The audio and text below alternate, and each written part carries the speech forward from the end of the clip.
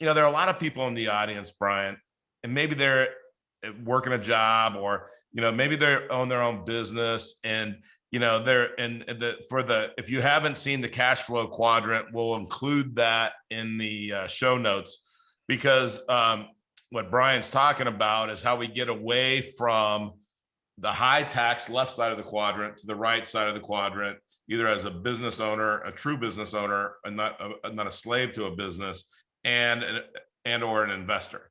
And Kiyosaki does such a great job in several of his books explaining this. I think that this is just the way my brain works. The book Second Chance talks all you need to know about it without going through a whole book like the tax flow quadrant, right? Or the cash flow quadrant. Quadrant. I knew I didn't say that right. So I love that book, by the way.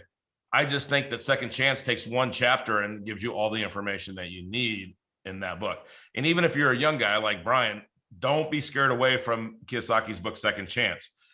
It's a horrible title because it doesn't, I mean, it's not just about a second chance.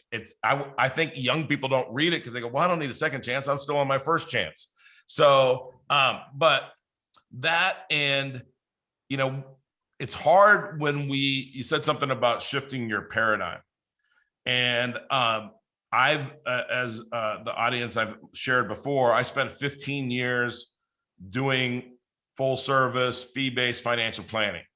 So for me, when I read those, I read two books, Becoming Your Own Banker by Nelson Nash and Rich Dad, Poor Dad. Rich Dad, Poor Dad I read way before, right when it came out.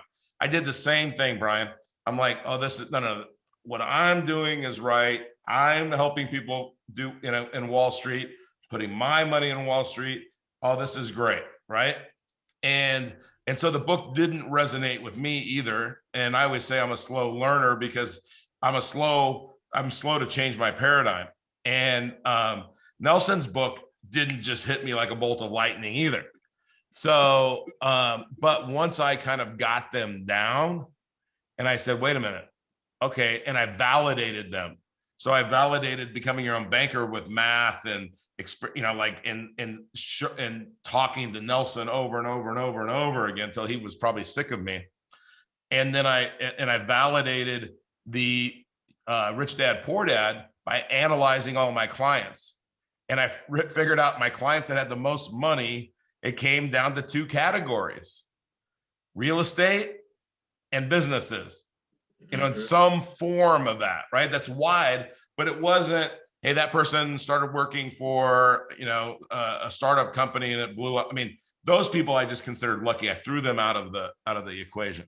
Those were the two, but not one. Hey, I started investing in Wall Street when I was 20. I kept on increasing the amount that I put in there, and the market just did so well for me, I became wealthy. Not one really wealthy, right? So when I look at that, Bryan, I thought the same thing. So changing our paradigm, especially when we've been trained. So the longer that you've been trained in something, the harder it is to change. Right? That's why I love when young people come to infinite banking, because they get it faster and they go, hey, this makes sense. Why wouldn't I do that? I get it. Sometimes people my age, they're like, nope, I don't get it. Nope, that doesn't make any sense. Well, I can still take that money and I can do this. No, you can't. Let me go back and explain why that doesn't work.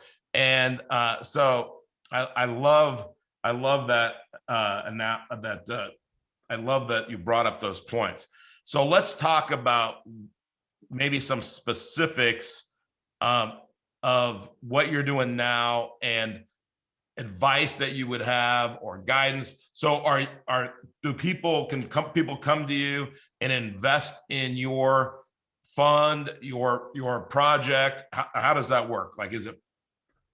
Yeah, absolutely. Well, I'll fill everybody in kind of what we're doing, but I do want to take one quick step back and say I had a similar experience when I read Nelson's book, and I kind of read it and tried to decipher it and said, well, there's 3 or 4 things that I don't really know about here. And, let me reread this again. And that makes a little bit more sense. And watch 1 or 2 of your Nick's videos and say, well, that filled in that blank. Then I think one of the first conversations I had with you and Nick when I reached out, I said, guys, this seems too black and white. This is too simple. What am I missing? Like, I consider myself somewhat of an educated guy. Like, what am I not asking you? What am I missing here? And it was almost like the simplicity made me think that I was overlooking something. And you guys did a beautiful job of saying, no, it's right there. You are looking at this the right way, and that is the right way to look at this. So it was interesting to have that similar kind of mindset shift when going through Nelson's book.